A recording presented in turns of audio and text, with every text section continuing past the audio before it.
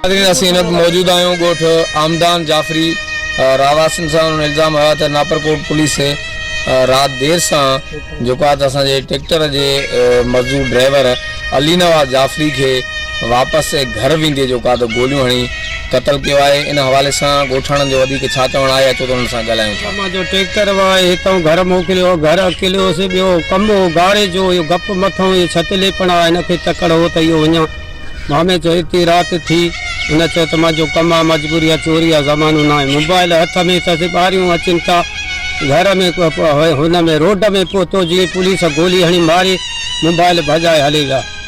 बाक़ी ईअं थियो आहे असांजो इंसाफ़ थियो वञे। असां ग़रीब मिसकिन नाजाइज़ी कयो ज़ुल्म करे छॾियो अथनि असां खां। पोरे त माण्हू ट्रैक्टर हलाईंदो मज़दूरी ते राति जो घर वञे पियो लाइट भी ॿारींदो वञे पियो पुलिस हथार आयुसि गोली हिकिड़ो लॻो हुन दां कयो चई बाबा मां चोर न आहियां ग़रीब माण्हू पोरे तां मिसकिन माण्हू हुयो घर वञे पियो राति जो पुलिस हुनखे गोलियूं हणी मारे करे हलियो वियो पुलिस। असां बि वियासीं उते लाश पियो रोड जे ॿिकनि गरीब माण्हू असांजे मथां पोइ इहो आहे गरीब बचड़ा त मिसकिनड़ा नंढड़ा मासूमड़ा त असांजो इंसाफ़ कयो वञे।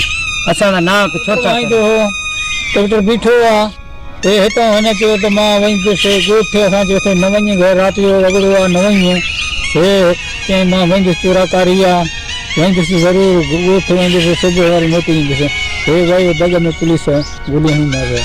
छा मुतालबो आहे? मुतालबो इहो आहे त नंढड़ा बच्चा अथसि इहो पंहिंजो हुकूमत इंसाफ़ कयूं वञे असांजो नाजाइज़। नाज़रीन गोठाणन जो चवणु आहे त नौजवान अली नवाज जाफरी जेको ॻोठ आमदान जाफरी जो रवासी आहे पर हू ॻोठ शान जाफरी में ट्रैक्टर ते मज़दूरी जो कमु कंदो हो। राति ट्रैक्टर हलायूं फारिग थी करे पंहिंजे घर ॻोठ आमदान जाफरी वञी रहियो त नापरकोट लॻो नापरकोट पुलिस इंडस हाईवे ते नौजवान के बिला जवाज़ गोलियों हणी जो कतल करे छॾियो। गोठाणनि वसवारनि खां वाक़े जो नोटिस वठण इंसाफ़ जो मुतालबो पिणु कयो। कैमरामैन टीम सां गॾु जावेद उस्मान बिजराणी, DDN न्यूज़, नापरकोट।